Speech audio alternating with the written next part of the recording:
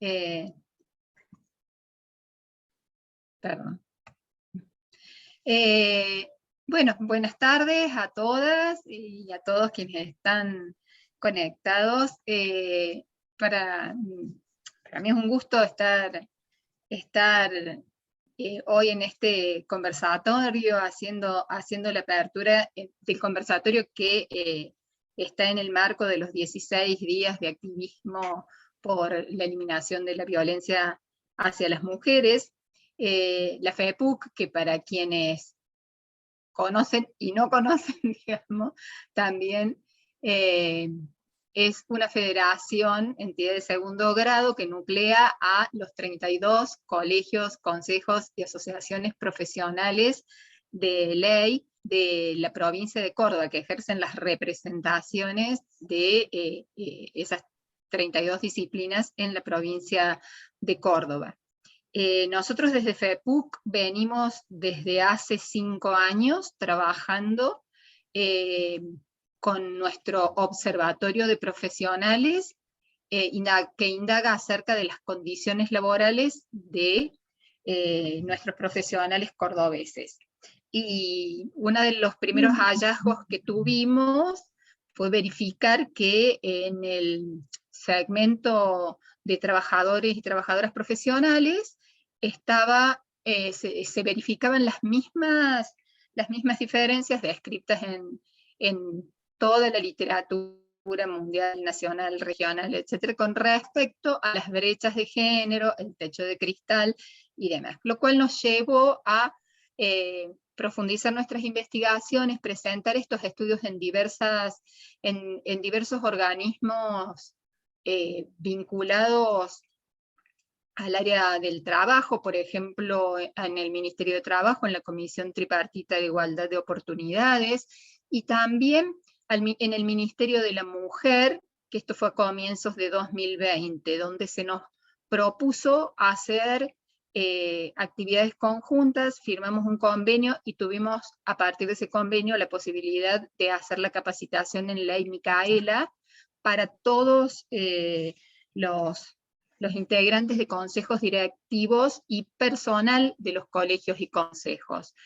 Y allí apareció mucho el tema de las violencias, de las violencias en el ámbito laboral, hacia las mujeres y demás. Y bueno, y ahí fue también que a partir de este devenir, de ir descubriendo que nos pasaban estas cosas, de ir visibilizando, porque en realidad muchas veíamos que pasaban, pero como poniéndole entidad a esto, también establecimos nuestra vinculación con AMJA, con la Asociación de Mujeres Juezas de la Argentina, digamos, que comenzó con un encuentro con la doctora Aida Tarditi, muy amable, del que participamos Carolina y yo, con Marta Pérez, y también, y bueno, se dio realmente un fluido intercambio que terminó en este conversatorio en que estamos hoy,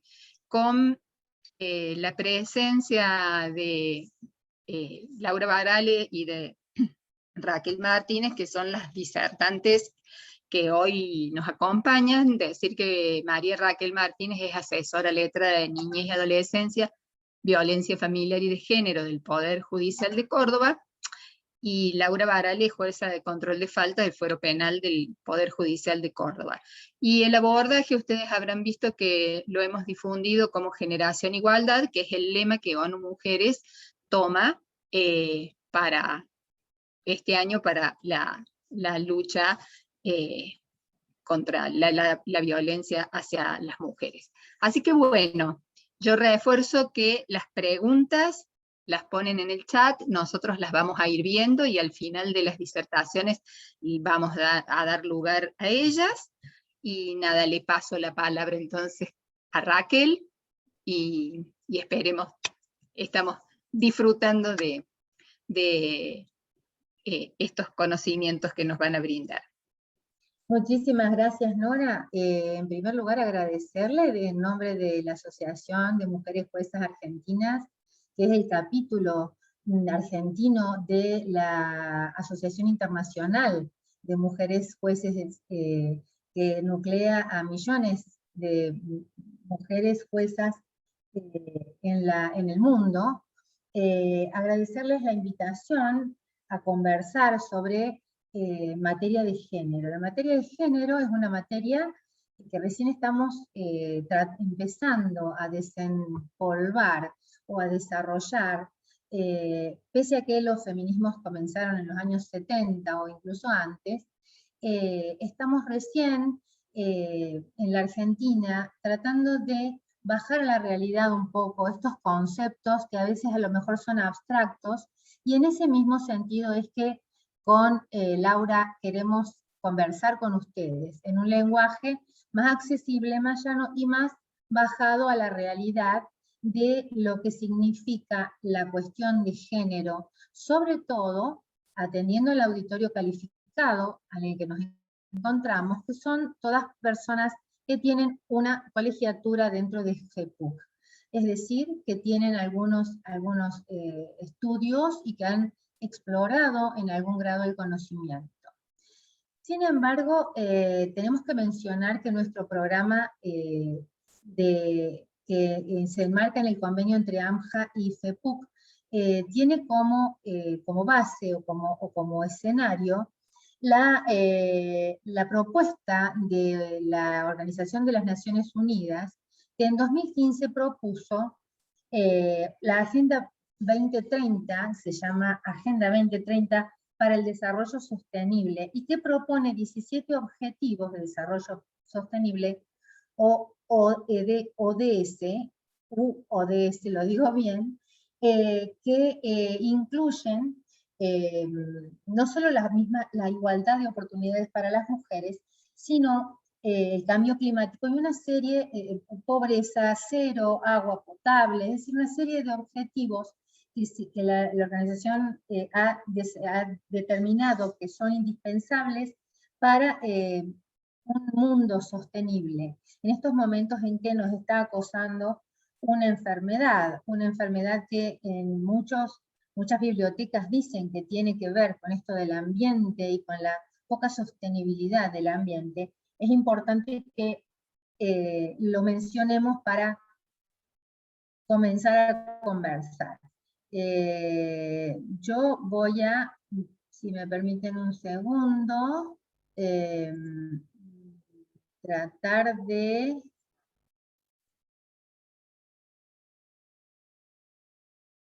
hacer la presentación de nuestro conversatorio. Para comenzar, contamos esto, de en dónde estamos enmarcadas dentro de este proyecto, y decimos también que ONU Mujeres es una organización dentro de la Organización de las Naciones Unidas que se ocupa específicamente de la igualdad y de los derechos de las mujeres. Y es ONU Mujeres quien acuñó el lema Educar en Igualdad y la Generación Igualdad, para lograr una mejor equiparación de los derechos de un colectivo que no por desigual tiene que ser diferente en los derechos.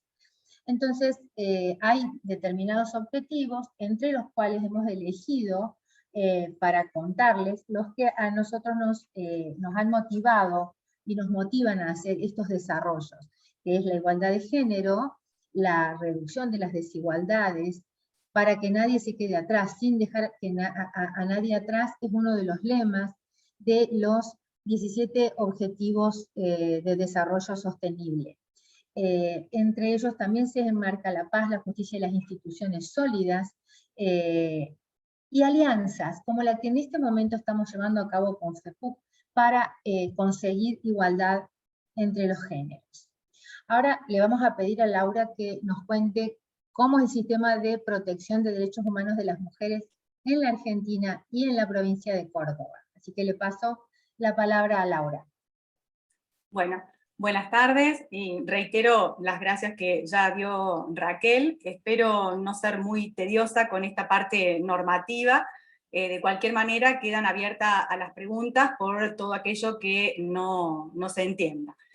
Y este conversatorio claramente apunta a la temática que nos atraviesa a todas y a todos en cualquier sociedad que habitemos, que es la discriminación y la violencia hacia las mujeres. Esta discriminación hacia las mujeres, por el ser mujeres, es cultural, es estructural, y se presenta como una manifestación de la desigualdad que existe y que existía en la interrelación entre hombres y mujeres, y que se da a lo largo de la historia y que por supuesto tiene distintas tipologías o particularidades según el tiempo y el lugar en el que estemos hablando. Esto es muy importante entenderlo porque si no parecería que es una cuestión meramente caprichosa, y si no apuntamos y no reiteramos y no lo hacemos una y mil veces, que es una desigualdad que es cultural y es estructural, no vamos a entender de qué estamos hablando cuando hablamos de discriminación y de violencia hacia y contra las mujeres. Desde antes de los años 70, los movimientos de mujeres, los movimientos feministas, una vez que se nuclearon y que comenzaron a actuar de manera colectiva, hicieron visible que la discriminación y la violencia contra las mujeres no son casos aislados o individuales, al contrario, responden a una problemática social y general de discriminación. Es de tipo cultural y afecta a todo el colectivo de mujeres en mayor o menor medida. Es esa particularidad, lo colectivo, lo que hace que estos casos de violencia o de discriminación hacia las mujeres vulneren lo que habitualmente conocemos o llamamos, o ustedes han escuchado, derechos humanos. Aún cuando después cada mujer viva en carne propia o sufre en carne propia ese acto de discriminación o de violencia, pero no es un acto individual, ese acto individual se inscribe en una estructura colectiva de discriminación hacia las mujeres, y por eso es una afectación y discriminación hacia los derechos humanos. Ante ese escenario, lo que se puso en evidencia es que el sistema de derechos humanos, que ya estaba diseñado o que existía hasta esa fecha, hasta los años 70, no respondía, o por lo menos no lo hacía de una manera eficaz para reconocer, proteger y promocionar los derechos humanos de las mujeres. ¿Por qué? Porque la estructura patriarcal en la cual se inscribían estas prácticas androcéntricas y binarias, después vamos a explicar qué se entiende por estructura patriarcal, por androcéntricas y binarias, se mantienen vigentes y siguen afectando la posibilidad de desarrollo de las mujeres. Entonces surge la necesidad de tener instrumentos específicos que expresen cuáles son los derechos humanos de las mujeres, que es lo que nosotros finalmente vamos a conocer como CEDAW. Entonces, si bien los derechos humanos son atributos de todas las personas, por el mero hecho de serlo, y así lo establece el Pacto Internacional de Derechos Civiles y Políticos, el Pacto Internacional de Derechos Económicos, Sociales y Culturales, la Convención Americana de Derechos Humanos, lo cierto es que estos sistemas generales de derechos humanos no respondieron de manera eficaz a la protección y a la promoción de los derechos humanos de las mujeres. Entonces se tuvieron que incorporar estos instrumentos específicos que ahora vamos a ver, como son CEDAW y Belén do Pará. Antes de entrar a hablar de cada uno de ellos, lo que quiero sí aclarar es que con estos instrumentos de ninguna manera se pretende o se busca instalar privilegios para las mujeres, sino reconocer que existe una desigualdad histórica y cultural en la interrelación entre hombres y mujeres que contiene un trato discriminatorio. Lo que se busca con estos instrumentos de derechos humanos es ratificar de manera expresa que las mujeres gozan de los mismos derechos que los hombres y obligar a los estados a que desarmen las estructuras culturales patriarcales que sostienen la discriminación hacia las mujeres como colectivo. Entonces, en Argentina, esto es para explicar por qué aparecen estos instrumentos internacionales de derechos humanos de protección de las mujeres. Me parecería que, ¿para qué harían falta? Bueno, hacen falta por esto que les acabo de decir. En Argentina, entonces, el sistema de protección de los derechos humanos de las mujeres se integra con un sistema universal, en el Sistema Universal de Derechos Humanos con CEDAW, con la Convención sobre la Eliminación de todas las formas de discriminación contra la mujer, que es del año 1979. Esta convención obliga a los estados a desarmar esas estructuras patriarcales, a modificar esos patrones tradicionales del hombre proveedor y de la mujer reproductora. Obliga a modificar el lugar que ocupan tanto hombres como mujeres en la sociedad y en la familia. CEDAW es muy importante porque es el primer instrumento internacional de derechos humanos que de manera explícita establece la urgencia y la necesidad de actuar sobre los roles que tradicionalmente se le asignan a las mujeres y a los hombres, en la sociedad y en la familia, estableciendo en el artículo 5 de manera expresa la responsabilidad común de hombres y mujeres en la educación y en el desarrollo de sus hijas y de sus hijos. Es importante por ahí tener en cuenta estas convenciones porque en general, salvo quienes trabajamos en los ámbitos del derecho, la gente de manera habitual no lee las normativas. Entonces, por eso hacemos hincapié en que esto no es caprichoso, es letra de ley, y es una ley constitucional.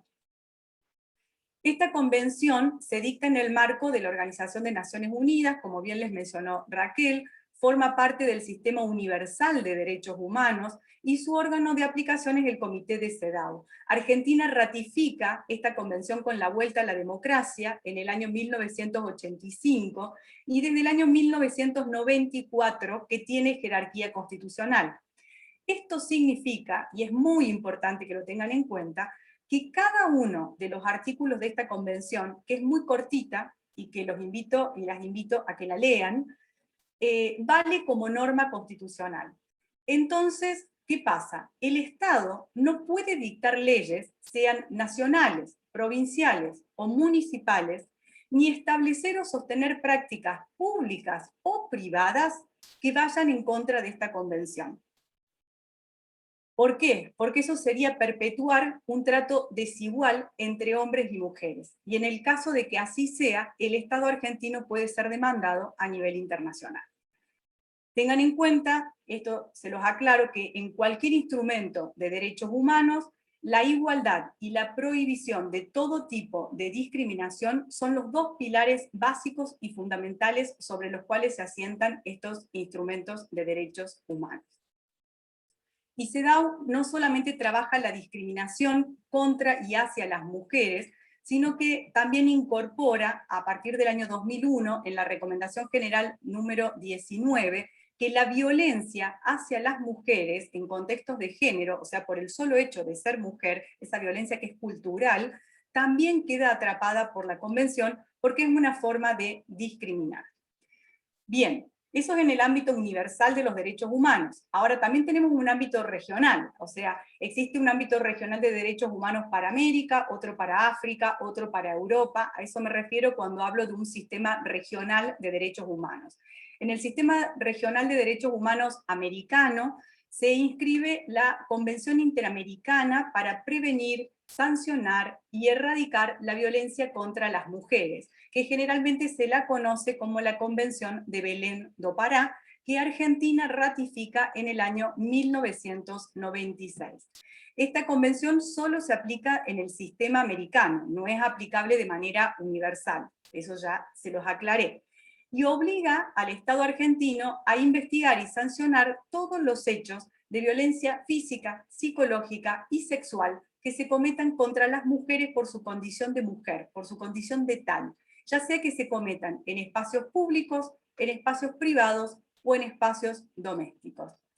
Y si el Estado argentino incumple con esta función de prevenir, de castigar y de erradicar este tipo de violencia, puede ser denunciado y demandado ante lo que conocemos como la Comisión Interamericana de Derechos Humanos y condenado por la Corte Interamericana de Derechos Humanos. Estos dos instrumentos, CEDAW y Belén do Pará, determinan que el Estado argentino en el espacio nacional dicte la ley 26.485, que es la Ley de Protección Integral para las Mujeres. Esta ley se aplica en su parte general, después tiene una parte de procedimiento que ya no se aplica en todas las provincias, pero todos sus primeros capítulos, que son generales, se aplican en todo el territorio argentino. La ley 26.485, junto con las dos leyes que la modifican, definen o establecen como formas de violencia a la violencia física, la violencia psicológica, la violencia sexual, la violencia económica, patrimonial, simbólica y política, que se ejerce contra las mujeres por su condición de tal, es decir, que se ejerce sobre el colectivo, y que se manifiesta en diferentes ámbitos, en un ámbito doméstico, en un ámbito institucional, en un ámbito laboral, en espacios de salud, como pueden ser el espacio reproductivo o obstétrico, también en los espacios mediáticos, y también el acoso callejero que se incorporó con la ley 27.533. Es una ley de orden público. Esto significa que constituye un límite infranqueable a la voluntad individual, o sea que obliga a todas las personas, públicas y privadas, a trabajar con esta problemática, es decir, a abordar el tema de la violencia de género. Esta normativa, tanto internacional, regional, como nacional, y acá me voy a referir a la provincia de Córdoba, que es donde nosotras trabajamos, y sé que hay gente que es de otras provincias, y bueno, en eso va a quedar ahí un bache, pero es fácil de recolectar, porque esta ley nacional obliga a las demás provincias a que adhieran, cada una lo hará a su manera, pero en la provincia de Córdoba se adhiere a través de la ley 10.400 y 10.401 a esa ley nacional. La ley 10.400 lo que hace es modificar la ley provincial de violencia familiar y establece como objetivo prevenir, detectar, atender y erradicar la violencia hacia las mujeres por cuestiones de género que se cometen en su modalidad doméstica. En tanto que la ley 10.401 también se aplica para todos los supuestos de violencia hacia las mujeres por cuestiones de género, pero que se dan fuera del espacio doméstico. La ley 10.400 apunta a la violencia contra las mujeres en los espacios domésticos, y la ley 10.401 a la violencia contra las mujeres o hacia las mujeres en los espacios que están por fuera de lo doméstico, espacios públicos, privados o institucionales. A mí me interesa destacar de la ley 10.401, sobre todo porque estamos hablando para FEPUC, que es un ámbito de profesionales.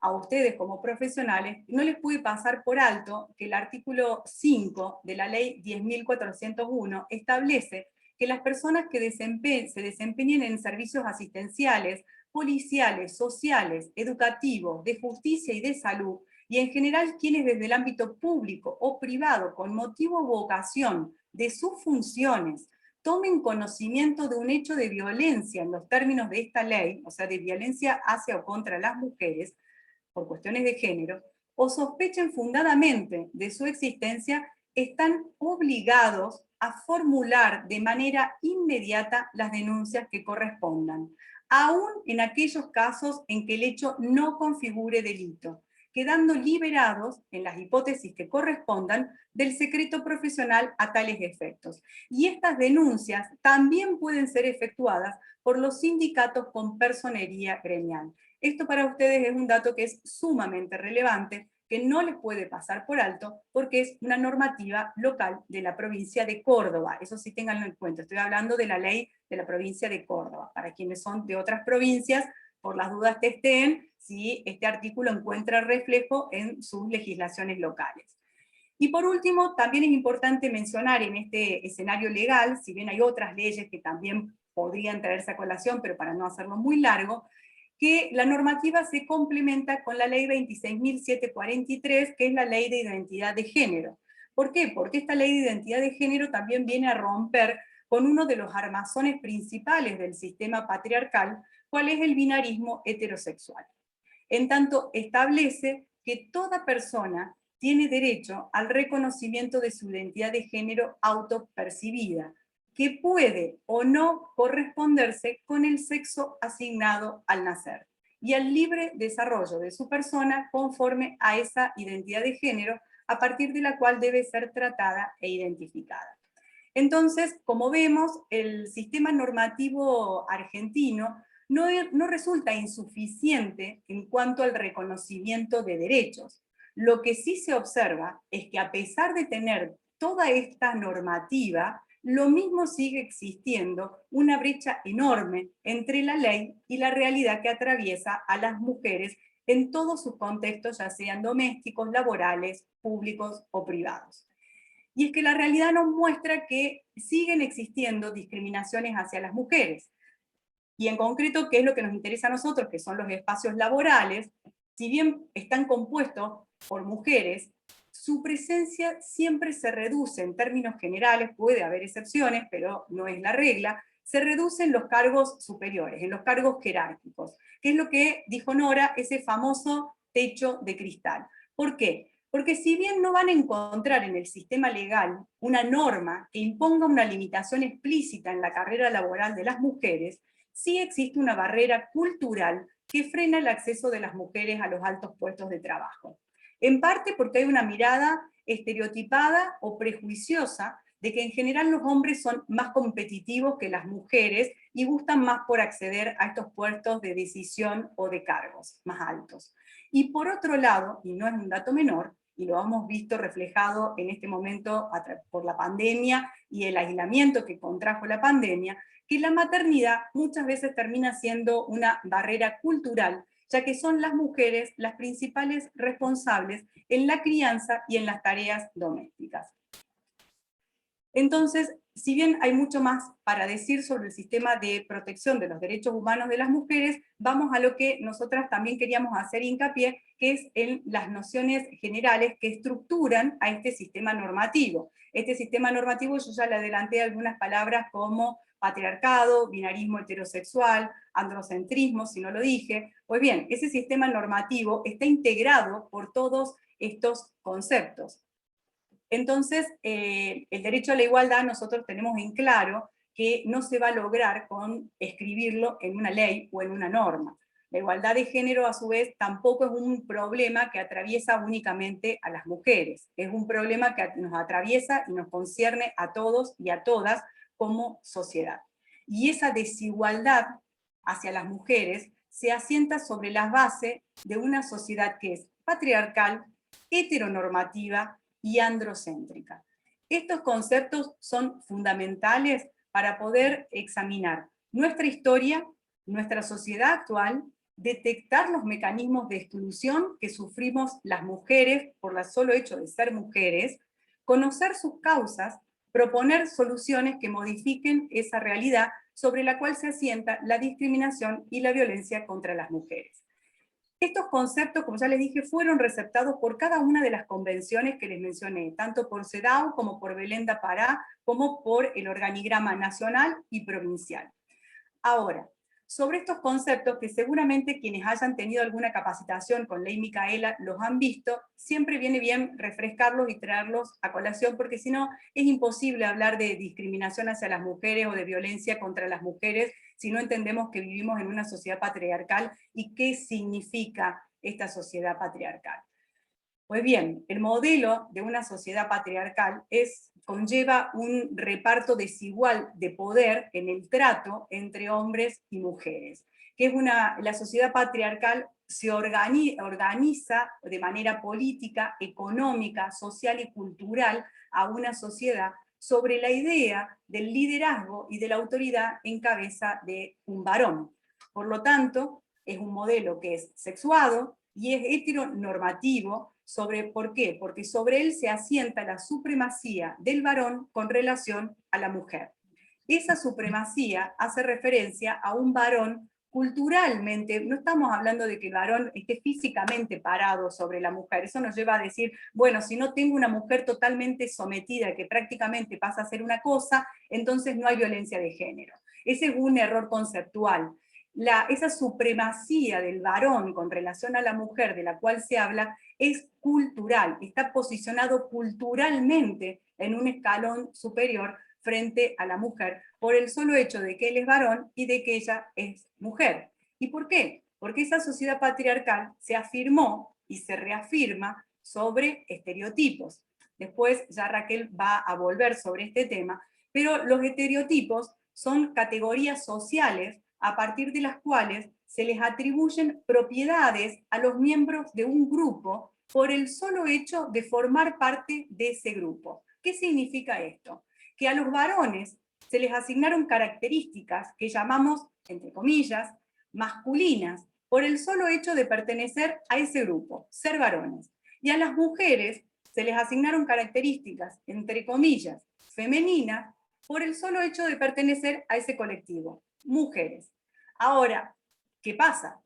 Pues bien, esas características que definen a las masculinidades y que son construidas culturalmente, no son naturales, definen a los varones como proveedores, como fuertes, como racionales, como valientes, competitivos, seguros, y entonces son los varones los que se debieron al mundo público, al mundo de los negocios, al mundo del comercio, al mundo profesional.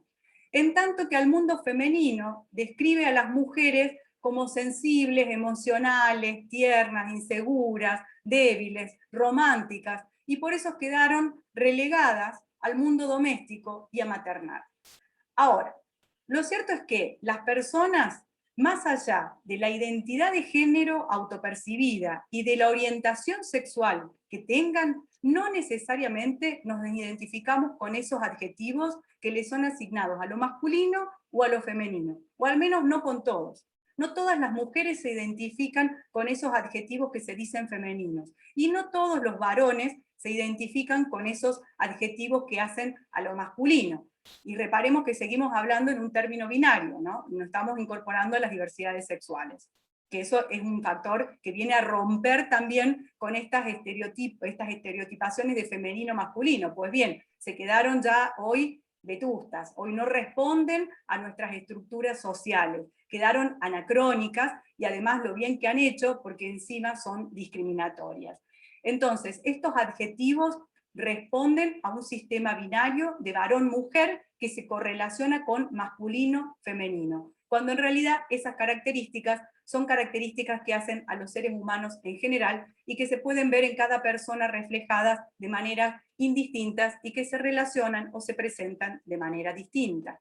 ¿Cómo se llega a descifrar esta estructura patriarcal, a denunciar esta estructura patriarcal con la discriminación que esta estructura conlleva? Gracias a la elaboración de la categoría sexo-género. Esa categoría sexo-género hace referencia al sexo, después va a ser interpelada también esta categoría sexo-género, nada queda tranquilo en este mundo, todo va fluyendo y todo va siendo interpelado a medida que estas sociedades son cada vez más complejas. Pero el inicio es a partir de esa categoría sexo-género. Cuando nosotros hablamos de sexo, estamos haciendo referencia a un dato biológico, simplemente a los genitales. Y ese dato biológico se correlaciona con lo que conocemos como hombre-mujer, o en el mundo animal como macho-hembra. En tanto que cuando nosotros hablamos de género, lo que estamos haciendo referencia es a un dato cultural, o sea, se refiere a aquellos comportamientos y características que asociamos con lo masculino y lo femenino. Esta categoría sexo-género que traen los movimientos de mujeres, los estudios de género a partir de las corrientes feministas, lo que demuestra, lo que viene a mostrar es cómo, a partir de un dato biológico, el sexo, se construyeron como si fueran naturales u objetivas desigualdades entre hombres y mujeres. Desigualdades que son culturales, son sociales, no son naturales, que condicionaron y siguen condicionando la interrelación entre hombres y mujeres, a través de una lógica que es binaria y asimétrica, que se traduce en una discriminación del colectivo de mujeres en relación con los varones. Esta lógica binaria, varón-mujer, como ya les adelanté, se va a ver interpelada por la identidad de género autopercibida, que puede o no coincidir con el sexo asignado al nacer, y también por la orientación sexual, que viene a interpelar al modelo heteronormativo. Esta categoría, sexo-género, también pone en evidencia al patriarcado como un mecanismo de estructuración socioeconómica. ¿Por qué? Porque ese patriarcado jerarquiza las conductas y las formas de ser asociadas a lo masculino, al hombre proveedor, y menosprecia aquellas asociadas a lo femenino. ¿Qué es lo que muestran los estudios de género? Que si esa interrelación binaria y asimétrica entre hombres y mujeres es una construcción cultural, entonces es modificable. Vale una aclaración, porque siempre se incurre muchas veces en un error. Cuando nosotros hablamos de género, género no es sinónimo de mujer. En ningún momento cuando decimos género lo hacemos como si fuera sinónimo de mujer. Género no describe a las mujeres. Cuando nosotros hacemos referencia a la categoría género, lo que estamos diciendo, o lo que queremos referir, es cómo se forjaron culturalmente lo que se entiende por masculino, lo que se entiende por femenino, y cómo se interrelaciona ese binomio de manera asimétrica y jerárquica. Entonces, nunca que hablamos de género describimos a las mujeres, sino esa interrelación. Ahora, ¿por qué es importante hablar de estas sociedades y esta estructura patriarcal? Porque esta estructura patriarcal, heteronormativa y androcéntrica, recluyó históricamente a las mujeres en los espacios domésticos y las dejó afuera de los espacios privados y de los espacios públicos. Y quedar afuera de esos espacios no es un detalle, y no es un detalle menor, porque es quedar afuera de los ámbitos donde se ejerce el poder político, el poder económico, el poder del conocimiento. Significa estar afuera de donde se toman las decisiones fuertes. Entonces, claramente conlleva una discriminación a un colectivo que es de tamaña magnitud, que tiene que ser y debe ser revertida. Y si bien es cierto que el modelo patriarcal es un modelo social que está siendo cuestionado, lo cierto es que continúa vigente. Otra herramienta que ustedes van a ver es la perspectiva de género. La perspectiva de género se suele representar con unas lentes que nos colocamos. ¿Y por qué se representa con ese símbolo? Porque la perspectiva de género sirve para ver y nombrar las desigualdades históricas que atraviesa el colectivo de mujeres. Esta perspectiva de género nos permite visualizar que no hay razones naturales que justifiquen la desigual distribución de poder entre hombres y mujeres como grupo social. Nos explica en clave cultural la interrelación desigual que existe y que existió entre hombres y mujeres. Y también es una herramienta metodológica. ¿Por qué? Porque nos permite evaluar si las estrategias que formulamos para revertir estas situaciones de discriminación y de violencia hacia las mujeres funcionan. Y en caso de que no funcionen, reformularlas. Ahora vale otra aclaración. El uso de la perspectiva de género no contiene un juicio sobre buenas y malas personas. No estamos diciendo que las mujeres somos buenas y que los hombres son malos. Esta es una expresión tramposa, tendenciosa, y que solo demuestra o en ella se amparan quienes no tienen interés en mirar con lentes críticos las estructuras culturales en las que vivimos y que son discriminatorias hacia las mujeres. Lo que marca, o lo que viene a marcar la perspectiva de género, es el trato privilegiado que ha tenido el colectivo de varones en el ejercicio y en el acceso a los derechos y al poder público, político y privado, en su interrelación con el colectivo de mujeres. Tengan en cuenta, en términos históricos, hasta no hace poco, las mujeres no votábamos, las mujeres no disponíamos de nuestros bienes, las mujeres no teníamos potestad sobre nuestros hijos e hijas, no participábamos de la vida política, no teníamos acceso a estudios universitarios, y así podemos seguir enumerando. Y si bien hoy no quedan leyes que tengan este resabio, lo cierto es que no hay leyes, pero hay prácticas que todavía son muy duras de atravesar para que las mujeres puedan acceder en situaciones de igualdad a todos estos derechos. Y es un error pensar que la perspectiva de género consiste en adaptar a las mujeres al mundo de los hombres.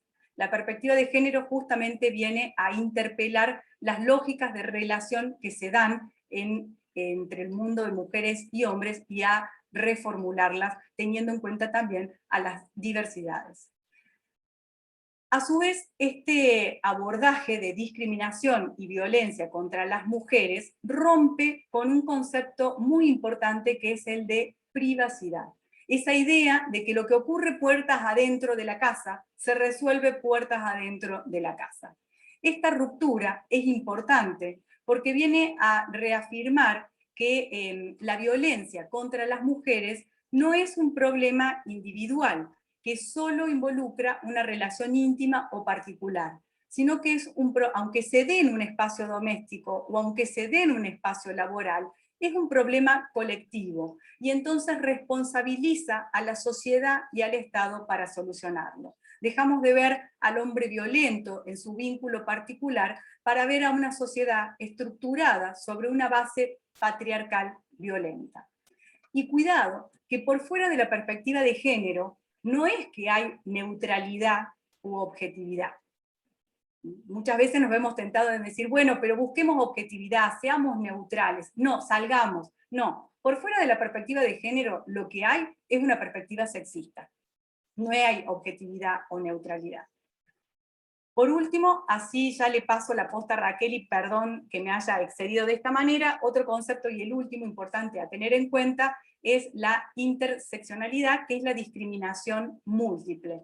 Cuando se da, cuando sobre una persona confluyen varios factores de discriminación. Por ejemplo, no solamente el ser mujer, sino también la raza, la clase social, su orientación sexual, la discapacidad, la edad. O sea que una mujer se puede ver atravesada también por distintos factores de discriminación. No solo porque es mujer o se autopercibe mujer, sino también porque es pobre o porque sufre de alguna discapacidad o por su edad. Y según cómo atraviesen estas desigualdades a una persona, la posibilidad de acceder en mayor o menor medida a vivir una ciudadanía plena o no.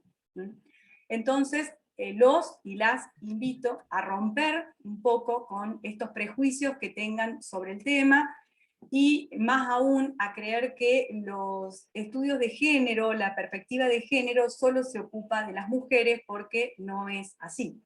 Los movimientos feministas proponen un cambio integral que incluye a los varones, a quienes también se los invita y se los interpela, más que se los invita, a que reformulen qué entienden por masculinidades, o cómo ven las masculinidades, para que sean reformuladas, y que independientemente de nuestra identidad de género y de nuestra orientación social, sexual, nos podamos interrelacionar desde espacios más igualitarios y de respeto. Entonces, ahora sí, le paso la palabra a Raquel, y perdón por haberme extendido en el tiempo. Muchas gracias, Laura.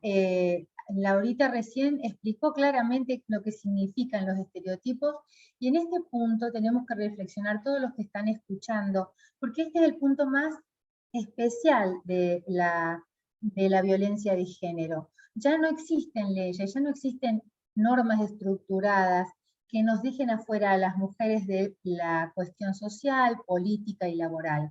Pero sí existen esto que estamos viendo aquí, un grupo estructurado de creencias sobre los atributos o los roles sociales, no solo los atributos como recién explicó Laura, sino también sobre los roles sociales. Por ejemplo, son mejores médicos los varones y son mejores maestras jardineras las mujeres. Eso es un estereotipo basado en este grupo estructurado de creencias sobre los atributos, sobre las cualidades, sobre lo que se espera de una mujer o de un varón en este momento, o en este momento social. Y estos roles tienen que ser cumplidos por hombres o por mujeres estructuradamente y fijas. Estos roles son fijos en general, y generalmente se dan de un modo silente, de un modo no se expresa a viva voz. Los estereotipos subyacen detrás de lo que pensamos y de lo que sentimos las personas, sobre todo en un ámbito laboral como es en el que estamos tratando de conversar. ¿Cómo se da este tipo de estereotipos dentro del ámbito laboral? Es muy importante que saber que toda la legislación y toda aquella normativa referida a la violencia de género está apuntando a remover estos estereotipos, a que los conozcamos, que los reconozcamos, porque generan discriminación, generan tratos diferentes, generan un grupo encima del otro. Recuerden que feminismo no es lo opuesto al machismo. El feminismo dice, en general las teorías feministas predican de que todos los géneros son iguales y no se queda en masculino y femenino, sino que abre el campo a otras diversidades sexuales que son iguales en derechos. Son diferentes, pero somos iguales. No por diferentes somos desiguales. Ese es el lema, uno de los lemas más importantes de los feminismos. Entonces, estos estereotipos tienen que vencerse, tienen que traspasarse, porque generan diferencias que no son aceptables para el derecho. Por ejemplo, los estereotipos que estoy citando aquí. La buena víctima siempre es pasiva, nunca se defiende. Aquella mujer que responde a la violencia con violencia no es una buena víctima y entonces ingresa dentro de este estereotipo y por lo tanto la gente piensa que ahí están los estereotipos y lo que tenemos que tratar de desarmar es, bueno, ella lo provocó, por ejemplo. La violencia nunca se explica en estos términos porque además existen colectivos que son más fuertes que otros colectivos. En general, los varones tienen el patrimonio de la fuerza por sobre el patrimonio de las mujeres que no es generalmente el de la fuerza. Entonces, pues, en esta ecuación siempre va a haber uno que va a recibir más fuerza física que el otro. Y ahí es donde se engarza el estereotipo de la buena víctima. Esto, si lo piensan o si se descubren pensándolo, sería bueno que lo vuelvan a repensar, porque realmente es un estereotipo y la pasividad no significa que se merezca, digamos, este trato desigual y violento. Del mismo modo, la buena madre, porque se descontextualiza el rol de las mujeres, pensando que automáticamente por ser mamás vamos a pasar a un estado superior de conciencia y de estado espiritual, digamos, que nos va a hacer sacralizadas. Esa sacralización tiene una parte muy negativa, que es precisamente la discriminación. No podemos, las mujeres, las mamás no pueden tener ganas de dejar un bebé un día para salir a bailar con sus amigos, o con su marido, su pareja, o lo quien sea, porque eso automáticamente la descalifica como buena madre. Todos estos roles son asignados culturalmente, inconscientemente, están en el inconsciente colectivo. Les exigimos a las mamás un grado de heroísmo o de entrega tan excelso que pasan a ser casi supermujeres. Fíjense que hay una diferencia, si ustedes se ponen a pensar un ratito, hay una diferencia entre una mujer que es madre y aquella que no es madre, cuando en realidad es una elección absolutamente válida de vida que no para nada mejora o no una personalidad o una mujer o una persona. Y para esto sirve la explicación del ciclo de la violencia, que por trillado no deja de ser importante, que es aquel que comienza con una etapa de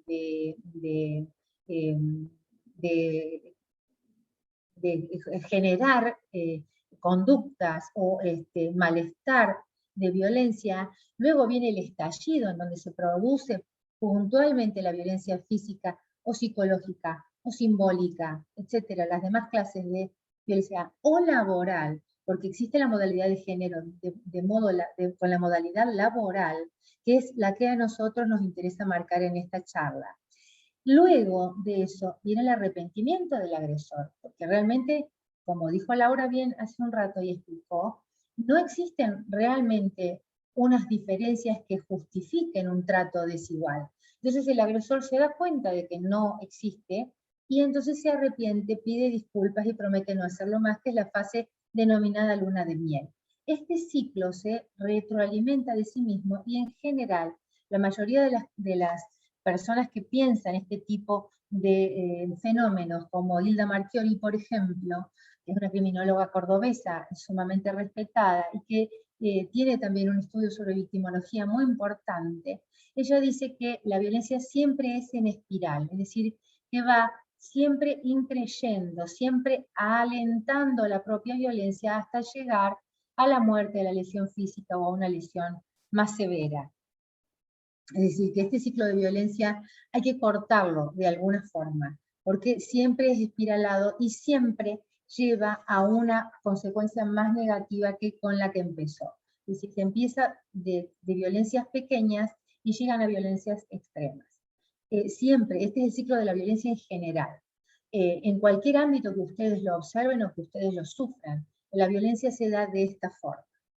Sobre los estereotipos de género me quiero detener un segundo en el consentimiento para todo, para cualquier clase de acto, pero sobre todo en las prácticas sexuales de las víctimas, porque hay que examinar que la falta de consentimiento es una cuestión que cada persona que intente mantener alguna relación de tipo físico, que se da mucho en el ámbito laboral, no solamente, no por tener una buena camaradería laboral, la vamos a presuponer. El consentimiento de las mujeres tiene que ser expreso, igual que el de los varones, pero ¿por qué hablamos de temas de género y hablamos de las mujeres? Porque las estadísticas nos dicen que en un 99% de los casos de violencia sexual, las víctimas son o mujeres o niños o identidades feminizadas o de identidades diversas, que no responden al binario masculino-femenino, es decir, las identidades que son más débiles. Por eso el consentimiento es muy importante para que todos reflexionemos sobre su práctica y sobre su verificación. Vamos ahora a pasar, luego de la explicación de todo lo que es género, al diseño. ¿Cómo está integrado? ¿Cómo está diseñada la protección contra la violencia de género en la provincia de Córdoba? En primer lugar, hay un área a cargo del Poder Ejecutivo. Allí está el Polo de la Mujer y la Secretaría de Lucha contra la Violencia hacia la Mujer y Trata de Personas, que pertenece al Ministerio de la Mujer y que engloba al Polo de la Mujer y al Centro de Varones, que son los dos ámbitos específicos que trabajan sobre la violencia contra la mujer en la provincia de Córdoba. Y luego está el área a cargo del Poder Judicial, que se divide en dos partes. Si la violencia constituye un delito, pues entonces funciona el fuero penal al que pertenece Laura Varale, la doctora Laura Varale, que nos acaba de hablar, que ella es jueza de control en el fuero penal de violencia familiar, que está en Tribunales 2, en Fructuoso Rivera 550. Si no son delitos y todavía no se han, en la Argentina no se han contabilizado dentro del catálogo del Código Penal, como sí lo han hecho en Venezuela. Por ejemplo, Venezuela tiene un catálogo mucho más amplio, penalmente hablando, de delitos que configuran, por ejemplo, las lesiones, están calificadas, las lesiones dentro del contexto de género, están calificadas como un delito de género y la pena es más gravosa que las lesiones de dos personas que se lastiman fuera del ámbito del género o de la violencia de género. Entonces, si no son delitos, por ahora no lo son, entonces se direcciona hacia el fuero de violencia familiar y de género, que es donde yo trabajo y donde soy defensora pública, que queda en la calle San Jerónimo 258. Este cuadrito nos parece muy importante mostrarlo para graficar cómo se trabaja sobre las violencias familiares y de género. Si los hechos constituyen delitos, siempre deben denunciarse en una unidad judicial que está distribuida en cada uno de los barrios. Solo si son delitos, luego eso va a tener su reflejo en el fuero penal. Y si no son delitos, también pueden denunciarse en las unidades judiciales de cada uno de los barrios, incluso las violencias laborales.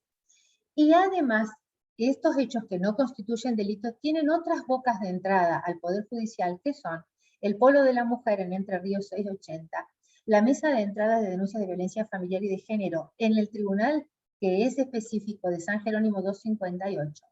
Hay una denuncia telefónica que incluso puede ser anónima. Atento, recuerden el artículo 5 que acaba de mencionar Laura, que es, en general es obligatorio denunciar violencia. Lo pueden hacer en ese 0800 que está allí y es absolutamente anónimo. Pueden hacerlo anónimamente o por el teléfono de WhatsApp. Todas estas violencias que no constituyen delito, las trabajamos dentro del fuero de violencia familiar y de género. ¿Y cómo hacemos? Hay un juzgado y hay asesorías. Los asesores, jueces y demás trabajan en conjunto. Los defensores trabajamos a favor de las víctimas o a favor, defendiendo los intereses de la persona que ha sido alegada como agresor. Y los jueces son quienes imponen las medidas de seguridad o las medidas cautelares de prevención y de salvataje de vida y de salud y de integridad psicofísica de las mujeres. Cada uno de estos tienen equipos técnicos con los que nos ayudan a trabajar esa temática que es tan delicada. ¿Y cuál es el procedimiento? Ante una denuncia, las medidas cautelares son casi inmediatas, salvo contados casos que requieran una unidad de constatación porque no estuviera claro o no fuera muy transparente el hecho. Pero en general, las medidas son o exclusión del hogar del agresor, o restricción de contacto, acercamiento y comunicación, o un alojamiento de las víctimas y sus hijos, hijas o hijes en un hotel a cargo del Estado.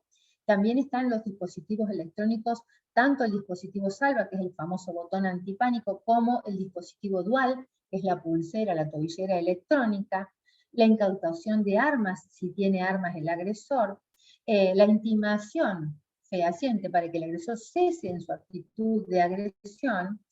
Y en el caso de las violencias laborales hay una cuestión muy importante que es la posibilidad de pedir el retorno de la empleada que ha sido violentada en un ámbito laboral al puesto de trabajo que había perdido o que fue modificado con motivo de esta violencia que está denunciando. Esto es muy importante para todas las trabajadoras que se ven violentadas por sus superiores. Ahora le paso la palabra a Laura para que explique cuál es el sistema, cómo es el sistema en el fuero penal. Bien, muchas gracias Raquel. Bueno, en el sistema penal esos hechos de violencia no siempre configuran delitos, no todos los hechos de violencia quedan, digamos, subsumidos bajo una figura delictiva. Ahora, cuando esos hechos de violencia sí pueden además ser subsumidos o quedan bajo una figura delictiva, como pueden ser lesiones, como pueden ser amenazas, como puede ser una coacción, y así podemos seguir enumerando, no solamente va a intervenir el fuero de violencia, sino que también va a intervenir el fuero penal. ¿Para qué? Para investigar en paralelo la comisión de ese delito. Entonces, lo que se hace en el fuero penal son, en primer lugar, va a intervenir, más allá de donde hayan hecho la denuncia, que la pueden hacer, como bien les dijo Raquel, en una unidad judicial, en la unidad judicial que tengan en el barrio, o la pueden hacer en tribunales dos mismos, pero lo que sí, una vez formulada la denuncia, es la Fiscalía de Instrucción, la Fiscalía de Violencia Familiar y de Género, quien va a investigar ese hecho, va a recolectar la prueba, va a tomar testimonios, va a pedir pericias, va a requerir informes, para ver si tiene prueba suficiente como para imputarle a la persona denunciada, o sea, asignarle a esa persona denunciada la comisión de un hecho delictivo. Supónganse unas amenazas, por mencionar algún tipo de delito, o lesiones.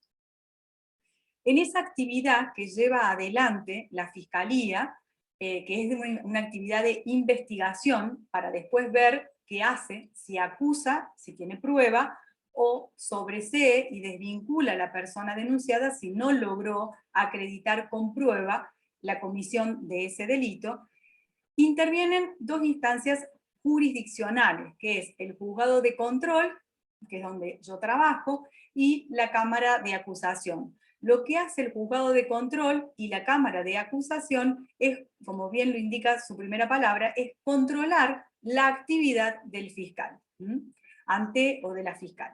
Ante los juzgados de control y la Cámara de Acusación llegan todos los cuestionamientos que las partes, ya sean desde la defensa o desde las víctimas representadas a través del querellante particular, puedan hacer a la investigación fiscal.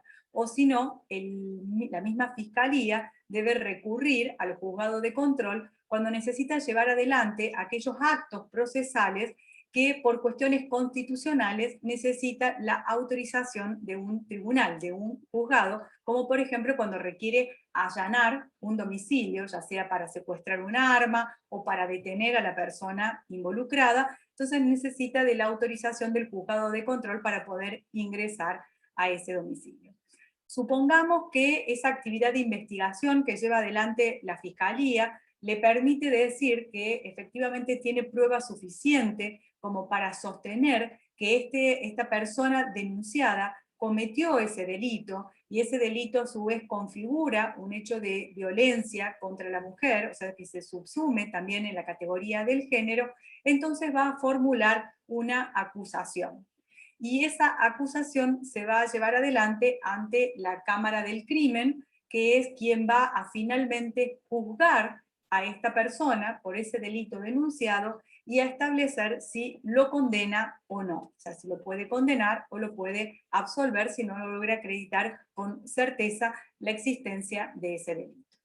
Más o menos ese es el sistema penal. Es de una manera muy simple y muy escueta. Tiene muchas otras particularidades, excepciones y complejidades, pero como para que ustedes sepan. Entonces, cuando ustedes denuncian un hecho, ese hecho también puede configurar un delito. Y si ese hecho configura un delito, va a recaer en el fuero penal, donde va a haber una fiscalía que controla, un juzgado de control, una fiscalía que investiga, y un juzgado de control y una cámara de acusación que van a controlar en dos instancias distintas esa actividad de la fiscalía.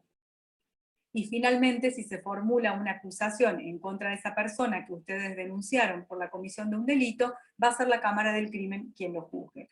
Al igual que pasa con el fuero de violencia, nosotros también en el fuero penal tenemos otros organismos que intervienen en esta actividad, como son las asesorías. Y también en el fuero penal está la asesoría de la defensa pública, que es quien va a representar a la persona imputada, y la asesoría de la víctima o de víctimas, que es quien va a representar en el juicio penal a la víctima. Después están las oficinas de gestión de violencia, que tienen a cargo estadísticas, informes de riesgos para ver cómo se sigue adelante con el juicio, qué medidas se pueden tomar, si hace falta entrar de manera urgente a una audiencia o no, y también los equipos técnicos de psicología y trabajo social que asisten no solamente a esta oficina de gestión, sino también a la Fiscalía en la investigación. Más o menos este es el mecanismo del fuero penal. Bueno, ahora les queremos contar un poquito algunos casos judiciales para citar alguna jurisprudencia que ustedes puedan ver. En primer lugar, recuerden que en el año 2020 se aprobó la ley 27.580 que adoptó o que convalidó el convenio número 190 de la Organización Internacional del Trabajo sobre eliminación de la violencia y el acoso en el mundo del trabajo, que reconoce la necesidad de visibilizar esta problemática y el derecho de las personas que están en un ámbito laboral a vivir una vida libre de violencias, incluyendo la violencia y el acoso por razones de género y razones sexuales.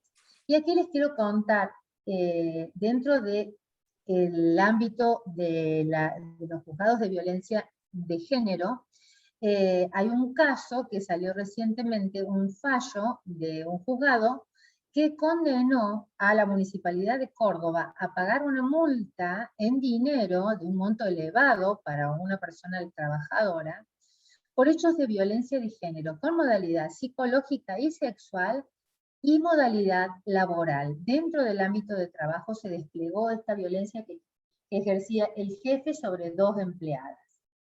Y la intención o el objetivo del fallo no es, digamos, arruinar a la persona que ha sido agresora en este caso, sino tiene dos objetivos. Uno es sensibilizar y otro es educar a la persona y a la sociedad. Tiene esos dos fines y objetivos. Por eso es que la suma de dinero se fue descontando, así lo dijo el fallo, en cuotas mensuales, consecutivas, que además la obligó a la municipalidad a que sea agente de retención. Es decir, no tenía que ir el agresor a depositar a ningún lado, sino que directamente la municipalidad retuvo esa suma en concepto de multa por hechos de violencia de género, psicológica y sexual en las que había incurrido este jefe de la Municipalidad de Córdoba. Se dispuso asimismo, porque el objetivo también es concientizar y educar, que el denunciado asistiera a un tratamiento especializado sobre violencia de género que se da en el Centro Integral de Varones, que tiene unas modalidades de trabajo realmente muy buenas, en las que se trabaja junto con los varones para que estos visibilicen las violencias que hemos naturalizado como parte de la sociedad, como parte de nuestra cultura del siglo XXI. Del mismo modo, el fallo exhortó a la municipalidad para que incorpore la capacitación en perspectiva de género de forma transversal. ¿Qué quiere decir esto? Para jefes y empleados, para los altos cargos y para los últimos cargos. Porque la perspectiva de género, como bien lo explicó Laura hace un rato, no tiene que ver con una actividad individual, tiene que ver con una actividad de conjunto, una actividad social. Por lo que tiene que ser un enfoque desde todo punto de vista transversal, porque si no, no tiene un accionar formativo en la sociedad o en la empresa en la que se quiere trabajar, que en este caso era la municipalidad, incluso un organismo público al que está obligado, con mucha mayor razón, a observar las normas que previenen la violencia de género contra las mujeres. Y exhortó y explicó a la municipalidad a que debe arbitrar todos los medios a su alcance para acelerar las investigaciones relativas a las violencias de género que se denunciaran por parte de las empleadas y activar sanciones administrativas, ya no directamente esperar el pronunciamiento de la justicia, sino activar denuncias internas de corte administrativo, como sumarios, apercibimientos y demás, los que correspondieran en su caso, para evitar la institucionalización de la violencia, es decir, la naturalización. El mensaje que se genera de un organismo estatal que tolera la violencia contra las mujeres es muy severo y hace mucho daño y genera y consagra impunidad. Entonces, el fallo se centra en explicar a la municipalidad que tiene que arbitrar todos los medios a su alcance para evitar esta consolidación de los patrones de impunidad de este tipo de conductas violentas hacia las mujeres. El segundo punto que quiero contarles es lo que se llama el fenómeno del gaslighting. Se llama gaslighting, proviene del inglés, tiene que ver con, se refiere o hace referencia a la luz de gas, a la luz de esos faroles de gas que eran difusos. La luz era difusa, no era directa, no era clara. Y tiene que ver con todo este tipo de estereotipos del que hablábamos más temprano. Es un abuso psicológico pero sutil. Se caracteriza por que la negación del daño no te hace mal, a vos te parece que te hace mal, no te estoy dañando, no te estoy lastimando con mis palabras, es una idea tuya. ¿Sí? No sé si lo han escuchado, y si no, presten atención que seguramente que lo van a escuchar en muchas oportunidades, desde muchos lugares, y tal vez en el ámbito laboral. La descalificación, la calificación menor de la opinión de las mujeres en un patrón de igualdad. Ya vamos a ver que uno de los colegios mencionó esto. Informar falsamente sobre cuáles son las características o cuáles son los motivos por los cuales hacemos tales o cuales determinadas cosas las mujeres. Y la descalificación de los sentimientos. Vos decís eso porque sos mujer. Estarás con la menstruación. Todo esto configura el fenómeno del gaslighting. Es una discriminación sutil, es una violencia sutil, que es un comportamiento que oscila o que se dibuja entre una sutil manipulación y la descalificación completa, pero también sutil. No es de frente, es difusa, por eso se llama gaslighting. También hay un fallo de este año, de un juzgado de violencia de género de primera nominación, que condenó a la empleadora porque resulta, y dijo, inaceptable y altamente nocivo y contrario además a las obligaciones que internacionalmente asumió el Estado argentino, que personas con conductas machistas, estereotipadas o patriarcales ocupen roles como los señalados, como jefes, como coordinadores, como líderes de equipos de trabajo de cualquier clase que sea. Porque estas prácticas terminan legitimando, institucionalizando, de lo que hablábamos recién, la violencia contra la mujer por el poder que ejercen dentro de la estructura de poder. Entonces, las violencias desde los jefes hacia los empleados es mucho más gravosa que si viniera desde los empleados hacia los jefes, que también está mal, pero esta característica de ser ejercida por jefes que ya detentan una estructura de poder dentro de la organización social, dentro de la empresa, dentro del lugar de trabajo, esto genera una cristalización de la impunidad que resulta contraria a todos los pactos que Laura mencionó algunos. Hay más normativa incluso que protegen y que señalan, sin ir más lejos, la Comisión Interamericana de Derechos Humanos ha formalizado lo que se llama los estándares sobre la violencia, es decir, las conductas que se esperan de los poderes judiciales relativas al manejo de la violencia contra las mujeres. Y señala que el Estado, y fundamentalmente el Poder Judicial, tiene un rol fundamental en la desestructuración de las violencias contra las mujeres, por el cargo, por el lugar, por la referencia que significa el Poder Judicial dentro de lo que es la sociedad, que es que el Poder Judicial se encarga de decir el derecho para el caso concreto que se está presentando ante el Estado judicial.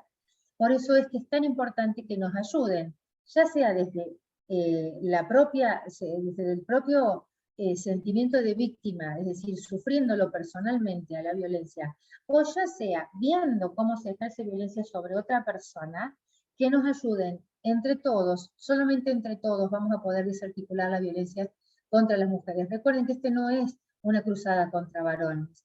Esta lucha de desarticular violencias contra las mujeres es una lucha que incluso dentro de las Naciones Unidas tiene una faceta que se llama He for She, se llama en castellano, quiere decir ellos para ellas, que es una, digamos, una rama que solamente admite varones comprometidos en la lucha en contra de la violencia contra las mujeres, porque no son patriarcales y no son machistas, y esa clase de hombres existe, ustedes conocerán muchos a lo mejor, pero tenemos que destrabar o desarticular a muchos otros que todavía piensan, como dice el patriarcado, como dice el machismo, que el hombre es superior a las mujeres.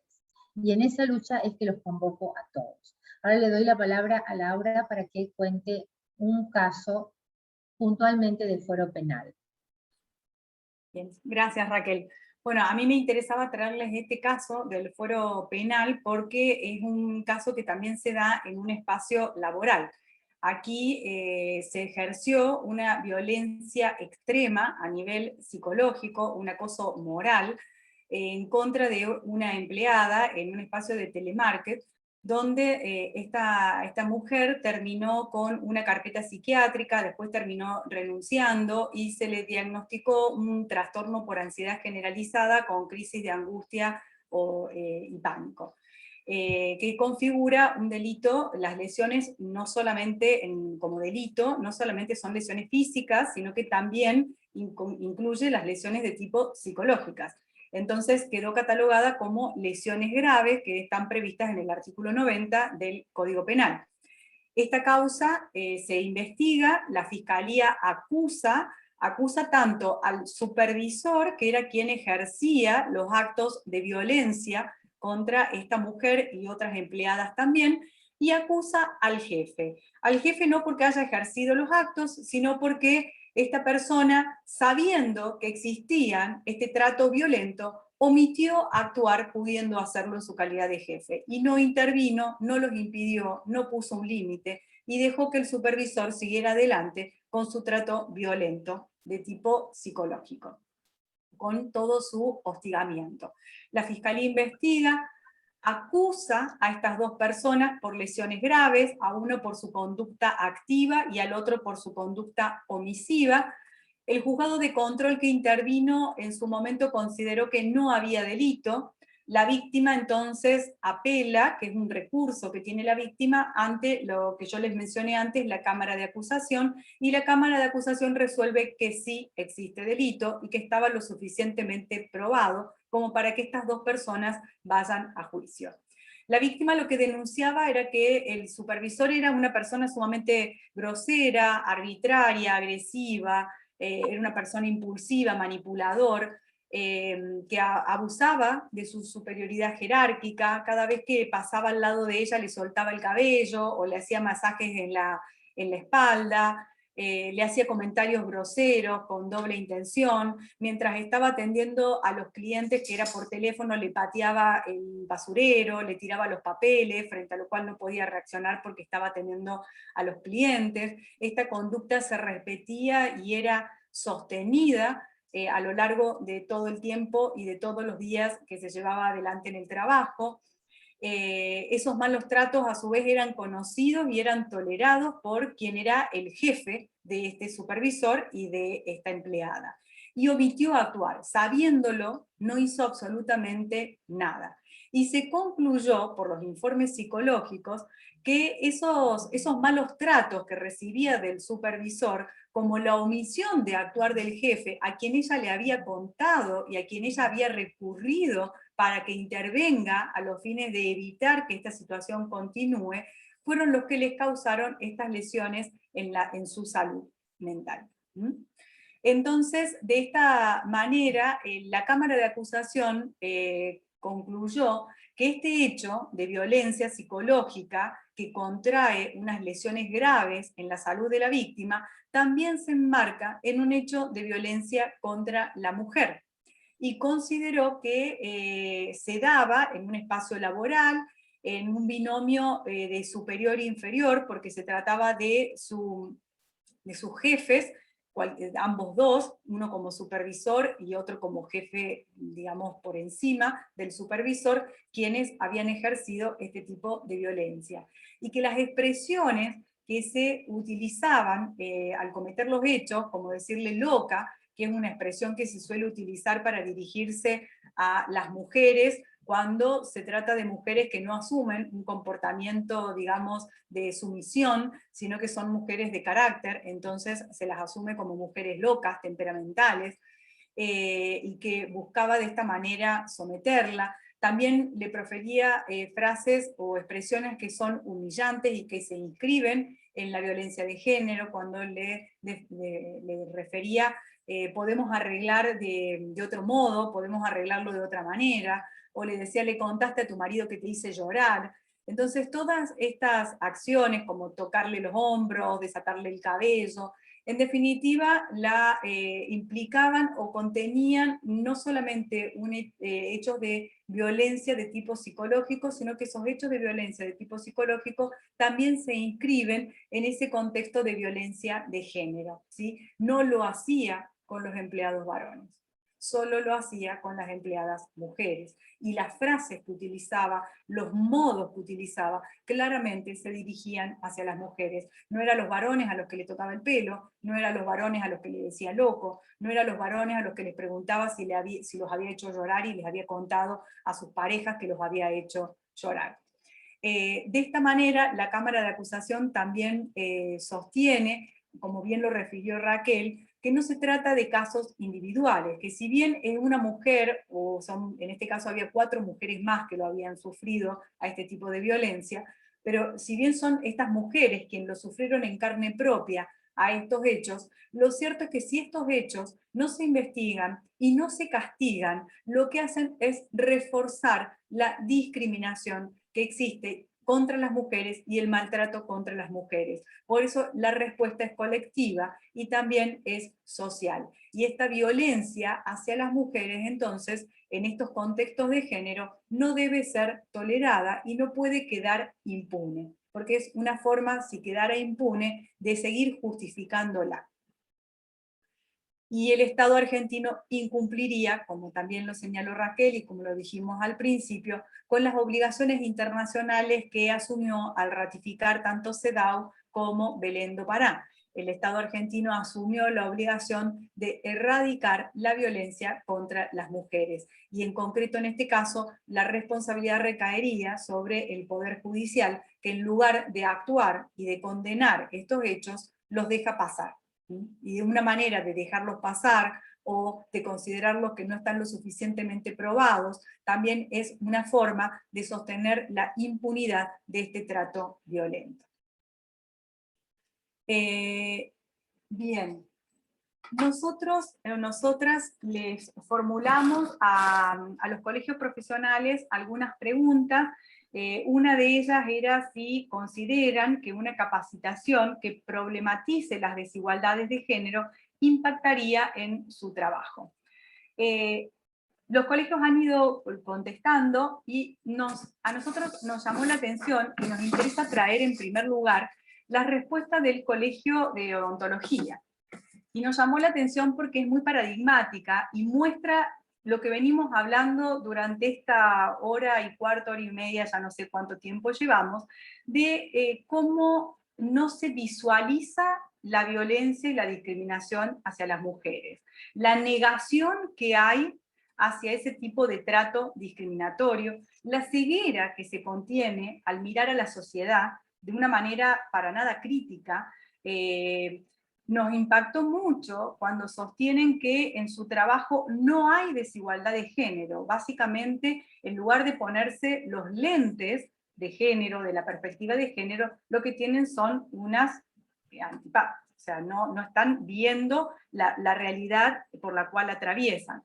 Plantear como una problemática la desigualdad de género no lo considero un buen punto de partida. ¿Por cuál sería el punto de partida? Si nosotros no visualizamos la realidad en la cual estamos insertas y que esta discriminación que se sufre de manera colectiva y que no es solo responsabilidad de las mujeres, porque no es que las mujeres, el colectivo de mujeres, digamos, se autodiscrimina o se autoviolenta. No, esa discriminación proviene de la interrelación que existe con los varones, con los hombres. Entonces es un problema que también afecta y que también involucra a los hombres, porque no lo podemos o no se puede resolver con una parte de la sociedad. Sin lugar a dudas, también contestan, sin lugar a dudas que distintos géneros tendrán diferencias, ante lo cual pensar que es distinto implica ser desiguales es un error. Bueno, más allá de, por ahí de que no quedó bien plasmado en su redacción, bien, nosotros ya hicimos hincapié en esto. Una cosa son las diferencias existen. El mundo humano justamente está lleno de diferencias, es de lo más variado, de lo más colorido, y esa es la gracia que tiene. Lo que nunca puede ocurrir es que las diferencias se traduzcan en desigualdades y en la falta de acceso al ejercicio de derechos, o que se establezcan tratos discriminatorios. Una cosa es diferencia, otra cosa es desigualdad y discriminación. Después, esas diferencias generan desde el punto de vista social distintas posiciones y visiones, ante lo cual la sociedad toda debe madurar al respecto. Las leyes laborales deben ser más equitativas, no solamente para el empleado, sino también para el empleador, sin importar el género. Bueno, de esto lo que quiero rescatar es que el género sí importa, e importa siempre, porque hoy por hoy el género, la identidad autopercibida o la orientación sexual son factores de discriminación. Entonces hay datos que no interesan o no son relevantes cuando no son factores de discriminación, cuando no conllevan a un trato discriminatorio en el acceso a los derechos, o en este caso, si es un espacio laboral, a ciertos cargos o a ciertas, digamos, dinámicas de trabajo. Ahora, en la medida en que esos datos conlleven un trato discriminatorio, por supuesto que sí importan y no se pueden dejar de lado. No, capaz en nuestra sociedad, si tenemos ojos marrones, ojos verdes, ojos celestes, no sea relevante, pero el hecho de ser mujer, o de ser una mujer autopercibida, o de ser un varón, y al ser un varón autopercibido, y todo ese colectivo, esos datos sí son relevantes, porque según donde nos posicionemos, contienen un trato desigualitario todavía, que es el que hay que desarmar. Después, finalmente, otra expresión que contiene es que la generación de fuentes de trabajo van a generar que este tipo de problemas se licúen. No parecería, se pueden generar muchas fuentes de trabajo. El problema de la discriminación hacia las mujeres va más allá de las fuentes de trabajo. Y de hecho nos encontramos que las mujeres en general ocupan ciertas fuentes de trabajo. Valga la redundancia, el trabajo doméstico suele estar siempre en cabeza de las mujeres. Yo les pregunto a que reflexionen ¿cuántas o cuántos de ustedes contratan a un varón para el trabajo doméstico o para el trabajo de cuidado de sus hijos o de sus hijas? Entonces, no es que el generar mayores fuentes de trabajo va a terminar de romper con esta estructura patriarcal que genera esta discriminación y diferencia de trato en la interrelación entre varones y mujeres. Y contiene un estereotipo cuando refleja que cuando hacen referencia a una mujer trabajando en una empresa automotriz, respondo que sin lugar a dudas los hombres no podrían hacer aquel trabajo que es más detallista, porque pues, las mujeres son más minuciosas, más ordenadas, probablemente se inclinen más hacia los controles de calidad y de recursos humanos. Es un concepto estereotipado. Las mujeres no son por ser mujeres ni detallistas, ni ordenadas, ni le interesan las cuestiones de los recursos humanos. Eso es claramente ese estereotipo de género del que hablamos al principio, cuando por el ser mujer se nos asignan características femeninas, cuando en realidad no es así. Hay mujeres que no son ordenadas, que no les interesan las cuestiones humanitarias o las cuestiones que hacen a los recursos humanos, que no son detallistas y que claramente les puede interesar la mecánica del automotor y estar arreglando un auto entre pinzas y tenazas. Y no por eso dejan de ser mujeres. O sea, esta respuesta es un claro estereotipo de género, ¿no? De cómo impacta esa idea de cómo concebimos a las masculinidades y cómo concebimos al mundo femenino, ¿no? Raquel, perdón, te Sí, paso la palabra. quiero agregar que el posicionamiento de esta respuesta es lo que llamamos sesgo de género. Fíjense que justifica todo lo que se le ha preguntado desde la invisibilización de la realidad que explica que las mujeres y los hombres, por diferentes, somos desiguales. Y este último estereotipo que marca Laura, que las mujeres son detallistas, minuciosas, ordenadas, es posible que en alguna época lo hayamos sido, pero era porque eso era el rol que se esperaba de una mujer. Y eso es lo que tenemos que desarmar. No viene en los géneros ni el detallismo, ni la minuciosidad, ni el orden, ni las ganas de cuidar a seres humanos, que esa es otra de las características que se nos atribuye a las mujeres. Los roles de cuidado en el mundo entero están a cargo generalmente de mujeres, de cuidado de niños y de adultos mayores, que son los dos extremos de la vida en los cuales las personas necesitamos auxilio y ayuda. Eso es un sesgo de género. Pensar de esta forma que no hay un problema de género, sino que todo esto sería un mundo ideal, digamos, que está describiendo esta respuesta. No debería haber diferencias, pero sí las hay. Darnos cuenta de que hay diferencias, de que hay muchas mujeres y muchas diversidades sexuales, y además muchos varones que sufren estos sesgos de género porque están obligados a ser estupendos en su trabajo, fuertes, a no llorar nunca, a no mostrar sentimientos, a ser desordenados, a ser torpes, brutos. Son también roles que los encasillan a ellos. Esto no es una tarea de varones contra mujeres, esto es una tarea de humanos para enterarnos que somos todos iguales. Por otros lados, hay otros colegios que sí entienden, que sí se hacen cargo de la cuestión de género. Por ejemplo, el Colegio de Nutricionistas, que dice que en la profesión hay mayoría de sexo femenino. Ya vamos a ver otro colegio que es igual. Y se dan problemas de poder en el ejercicio profesional, en la sociedad, dicen los nutricionistas. Seguramente se refiere, estoy haciendo un ensayo sobre la respuesta, pero los nutricionistas generalmente trabajan con médicos, en una estructura de medicina, en una estructura en donde los derivan desde algún lugar de médicos. Y la estructura médica puntualmente tiene un gran estereotipo de género dentro de lo que es la profesión. Aquí el colegio de nutricionistas se pregunta que si a veces las prácticas que están ejecutando son las más adecuadas para todas las personas. Esto es hacerse cargo de la cuestión de género y tener eso presente nos da el primer paso, el primer puntapié para desarmarlo. El Colegio de Bioquímicos también dice un poco de lo que marcábamos respecto con los estereotipos. Es muy incómodo, dice en lo particular, ser una mujer dirigente. Ella sufre el sesgo de género, los estereotipos, ¿en dónde? En el rol de dirigente. Y tener que lidiar con el gaslighting. Esto es lo que recién mencioné como gaslighting. Expresiones, gestos, ojos revoleados, por ejemplo, suspiros. Esos son sutiles manifestaciones de minorización de las mujeres.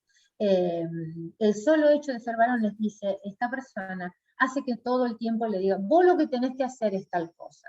Es decir, ese rol de directivo que se autoperciben los varones y que ha sido impuesto como un rol masculino durante muchos años, pero ahora nos damos cuenta de que eso no es natural. Esa imposición de roles no es natural, es cultural. Si es cultural, la podemos cambiar, porque ¿saben qué pasa? Matan mujeres. Las mujeres se mueren como moscas, pero no solo se mueren en el sentido físico de la palabra de muerte, sino que mueren sus expectativas, mueren sus oportunidades, mueren su desarrollo vital, mueren bajo la espantosa huella de un estereotipo de género. Y marca aquí el Colegio de Bioquímicos que no son evidentes los estereotipos, no son evidentes las cuestiones de género, se esconden. Esto es el gaslighting. El Colegio de Bioquímicos respondió que sufre gaslighting. ¿Querés, Lauri, contar esto? Bueno, también tenemos la respuesta del Colegio de Profesionales en Servicio Social, que sí da cuenta de la relevancia que tendría, digamos, estas capacitaciones y estas deconstrucciones. ¿Por qué? Porque dice que aún hay colegas que no han incorporado plenamente la perspectiva de género, e incluso algunos la resisten y la rechazan. Bueno, eso se da en todos los espacios, ¿no? Tanto en los espacios profesionales como en los espacios privados o en los espacios domésticos. Esto de decir, pues no es tal discriminación, no es para tanto, o si no cuando se habla de ideología de género, que no es lo mismo que hablar de perspectiva de género. Cuando se habla de ideología de género, cuidado, que cuando se hace mención a ese conjunto, a esa oración, se está queriendo negar la existencia de la discriminación y de la violencia que sufren las mujeres por su condición de tal. Entonces, cuidado con el uso de las expresiones. Y también la Asociación de Enfermerías da cuenta de la necesidad de ampliar la mirada y las características de la población con la que se trabaja, y permitiría poner en tensión algunos prejuicios y preconceptos asumidos durante el trabajo. En general, ambos colegios y asociación buscan, digamos, o se interesan por encontrar estas vías de acceso a una capacitación y a una reformulación de la estructura cultural en la cual están insertas, que de alguna manera obstaculizan no solamente su vida laboral, sino que también impactan en la vida personal de las personas trabajadoras. Bueno, finalmente el Colegio de Arquitectos marca una cuestión que es muy importante, es la personalización, que esa persona lo siente. Uno naturaliza muchas circunstancias y no debería ser así. También los colegios anteriores, fíjense que decían que tenían prejuicios y preconceptos en su propia vida. Esto es muy importante porque es el punto de partida. Los psicomotricistas están evidenciando uno de los prejuicios o de los preconceptos más importantes. Casi el 90% de las mujeres está ubicada en el lugar de cuidadora y es la encargada de los más indefensos, lo que acabo de mencionar. Entonces, los psicomotricistas sienten que una capacitación que problematice, porque de esto se trata, de problematizar la cuestión y de, entre todos, desarmar las desigualdades de género que nos incapacitan a las mujeres para tomar el lugar que podemos tomar dentro de la sociedad y de coadyuvar a ser una sociedad más justa, más humana y más libre de violencias para todos. Y con esto damos por terminada la charla, les agradecemos mucho el tiempo, el espacio y la escucha. Es muy importante para nosotros conversar con los colegios y conversar con los profesionales y los asociados a las distintas asociaciones y llegar a esta forma a la sociedad de un modo diferente, que no sea simplemente a través de las sentencias, que son muy importantes porque, como dije, dicen el derecho para la persona, para el caso concreto, pero también son buenas estas conversaciones, fundamentalmente para escuchar qué es lo que tienen para preguntarnos, qué es lo que tienen para aportarnos, como recién lo que vimos en los aportes de los colegios. Así que, Nora, te agradezco muchísimo la invitación y vamos a seguir con estos conversatorios que están pautados para el año que viene también, para seguir desarrollando distintas temáticas, porque la capacitación en género es una cuestión que no es por única vez, sino que nosotros en el trabajo de desarmar los estereotipos de género que todas tenemos, incluida yo, la primera, porque hemos crecido en una cultura patriarcal que naturalizaba la burla hacia las mujeres, por ejemplo, la cosificación de las mujeres, esto de verlas como objetos sexuales. Entonces, digo, la primera que se tiene que deconstruir soy yo, así que ustedes también me ayudan a repensar mis propias estructuras y a conversarlas con ustedes. Así que les agradezco mucho el tiempo y la atención. No, por favor, al contrario. Nosotros les agradecemos a ustedes. Había algunas preguntitas que tenían que ver ahí con el lenguaje inclusivo, el uso del lenguaje inclusivo, que es todo un tema, digamos, dentro de la federación.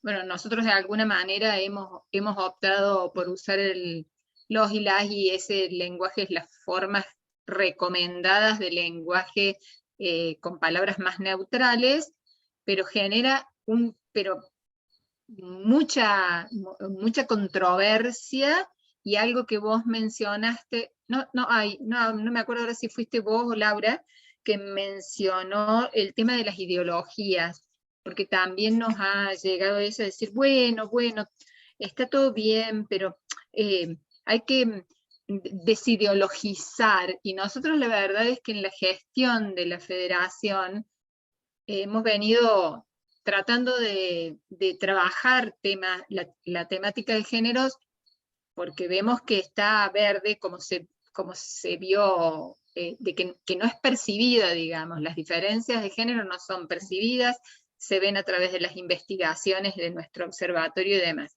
Entonces, bueno, si ustedes tienen algo para decir acerca del lenguaje inclusivo, yo lo que quería aclarar es también que lo que ustedes mencionaron, lo que iban leyendo de colegios, de cada uno de los colegios, en realidad no son representativos de la institución, sino fue una encuesta puntualmente que hicimos dentro de algunas personas. Pero que sí, claro. Bien, eso. Y leo otra más que dice, respecto de lo que acaban de explicar, se podría preguntar cómo se manejan las cuestiones del tiempo que llevan los procesos en el fuero penal cuando las situaciones que se denuncian son de urgencia y no pueden esperar los tiempos que conllevan esos procesos de investigación. O sea, cuando se requiere una solución rápida. Recién explicamos que había como dos partes, dos esferas que están protegiendo los derechos de las mujeres. Una es donde yo trabajo, que es el fuero específico. Ese fuero específico de violencia familiar y de género tiene medidas inmediatas, tiene medidas cautelares inmediatas de protección de vida y de salud psicofísica. Mientras se sustancia a lo mejor el fuero penal, en el fuero penal una cuestión penal. Pero tiene que ver, digamos, hay dos esferas sumada a la ejecutiva, que es el fuero de la mujer, que tratan o intentan proteger a las mujeres en lo inmediato. No sé si, Lauri, vos querés agregar algo respecto de los tiempos. Sí, en cuanto al fuero penal, es agregar que muchas veces, más allá del tiempo que consume o que conlleva la investigación penal y su conclusión, en el caso, ya en concreto con el juicio propiamente dicho, y si así resulta con una condena, lo cierto es que la Fiscalía, cuando interviene, en el momento en que interviene, él o la fiscal tienen competencia para tomar medidas urgentes.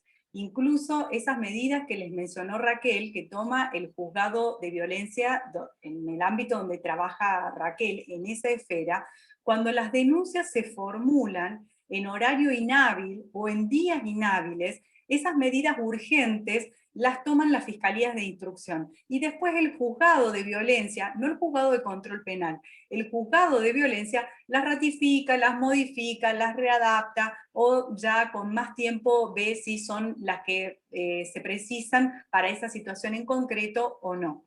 Pero no es que el tiempo que consume o que lleva la investigación penal no se toman medidas. Durante la investigación penal, él o la fiscal toman las medidas inmediatas y urgentes que se requieran para resguardar la integridad psicofísica de la víctima.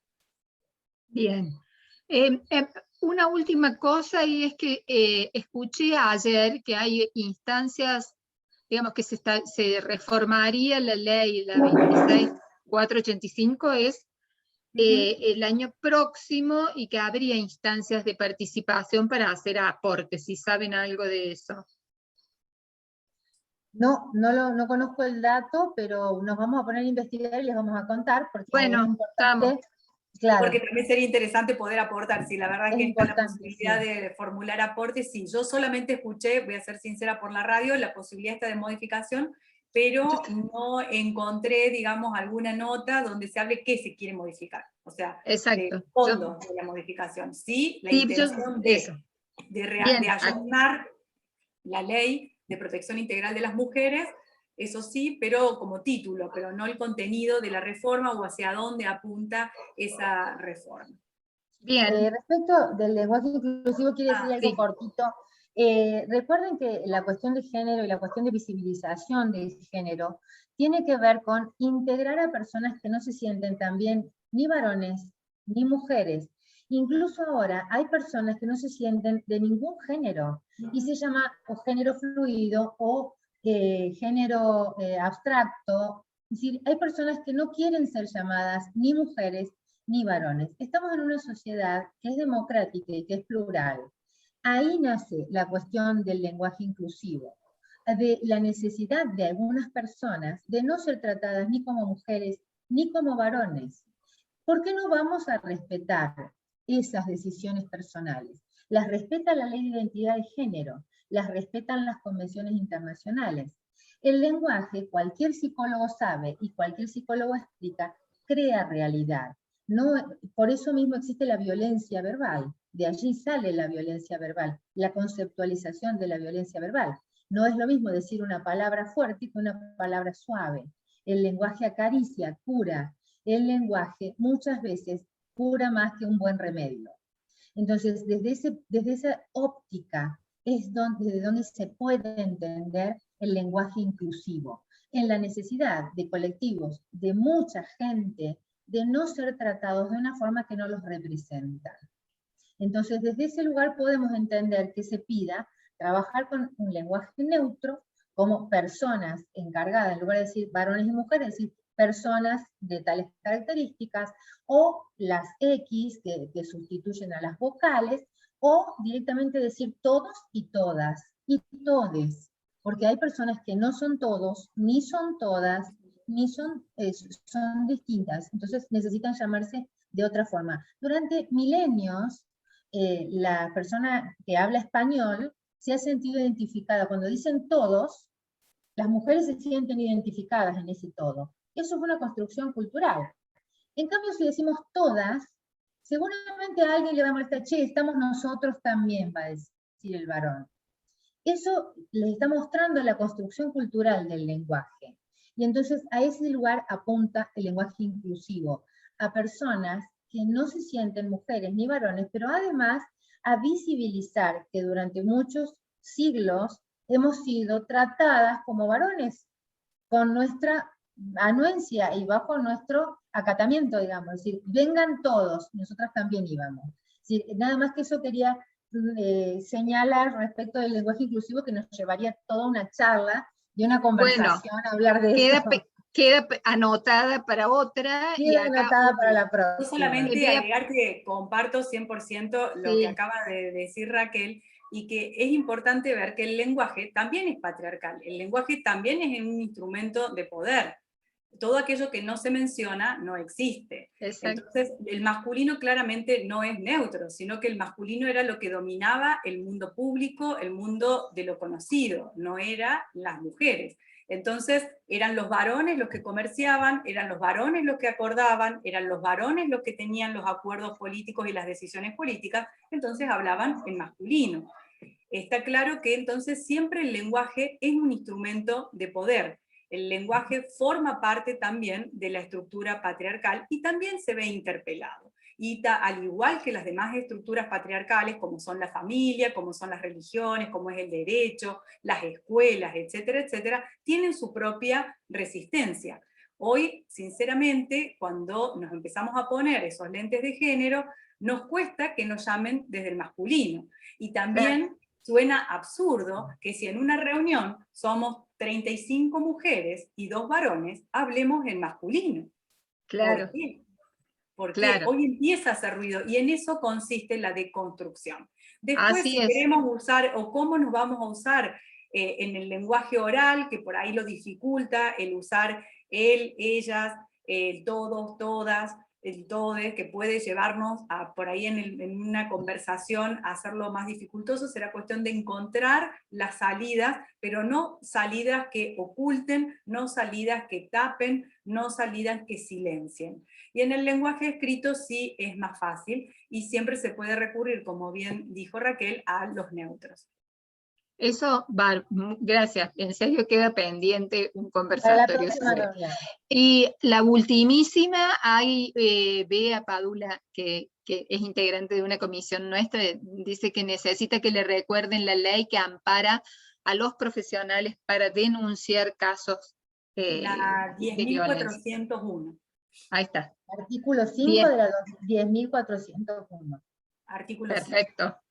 Y creo que no hay más nada más que los agradecimientos, las felicitaciones que están en el chat, y bueno, un excelente, clarísimas, bueno, muy contentas. Muchas gracias. Pensando siempre, la verdad es que no es algo que se termina, no es algo que se acaba, no hay verdades absolutas ni reveladas, o sea, es un estar permanentemente pensando, estar permanentemente reflexionando sobre las sociedades en las que estamos insertos y a quienes estamos dejando afuera.